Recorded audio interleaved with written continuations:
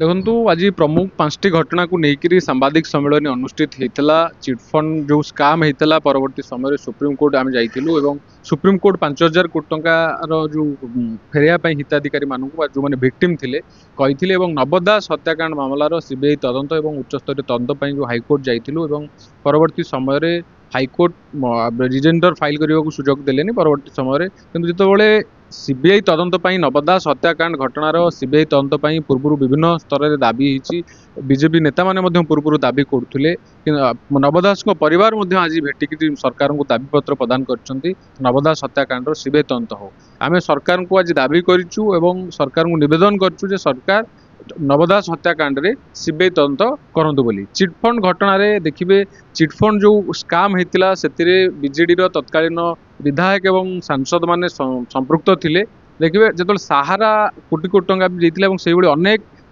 Chit fund संस्था लोक मान टंका नहीं आम से सुप्रीमकोर्ट जो मानव सुप्रीमकोर्ट आदेश देते जे 5,000 कोटी टंका जो सहारा नहीं सहारा जो विक्टिम थिले तांको माने फेरबे बोलिका सेहीपरि देखिए किट घटना जो भली भावे अच्युत सामंतर जो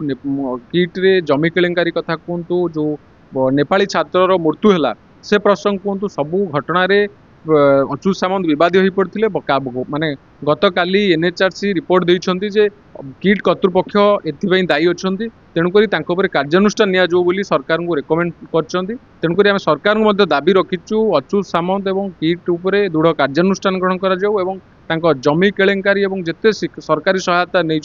तदंत कर दृढ़ कार्यानुष्ठान ग्रहण कर देखिए जो प्रकार विदेशी जड़े जगन्नाथंकर टाटू करथिले जंगरे से प्रसंग में आम ओडिया संस्कृति परंपरा को जेहेतु अपमानित कराइला से प्रसंग में प्रधानमंत्री को दाबी पत्र देते तेणुक से प्रसंग में रिप्ले आसीपरि अनेक गुरुत्वपूर्ण घटना आज सांबादिक सम्मेलन डकाई नेताजी सुभाष चंद्र बोस को जातीय पुत्रर मान्यता दि जाऊ सठिक सम्मान दि जाऊ सरकार को दाबी कराइला सर्वशेष जो चिटफंड स्काम रही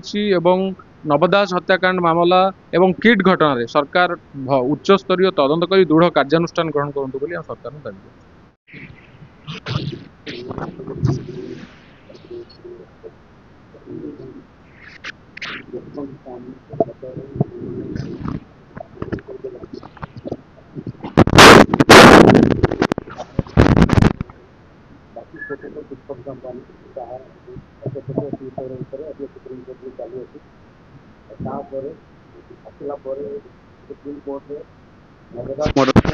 Netaji D one natural justice मिले बोली फाइल करी जो थे अफोरेट अथॉरिटी को जातु मु अफोरेट अथॉरिटी गला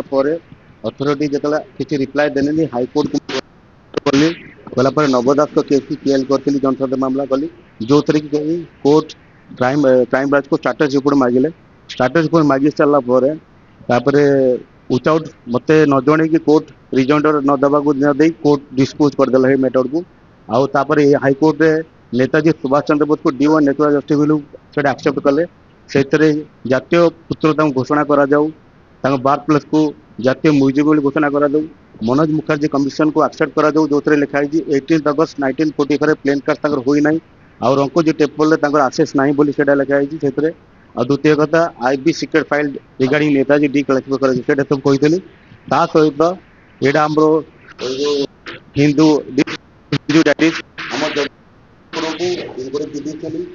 जंगल टाटू करते जो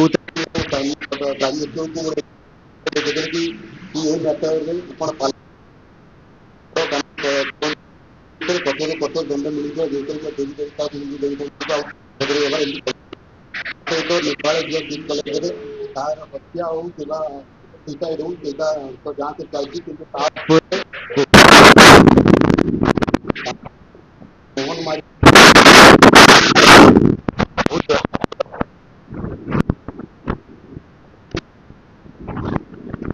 जो तरीके हम 24 वर्ष बीजेपी शासन काम भ्रष्टाचार जितने सब स्काम है जो डायरेक्ट इनवल्व श्री नवीन पट्टनायक कि भिके बांडियन सरोज साहू तो कार्य कठोर कठोर कार्यानुष्ठान करा प्रेयर करते।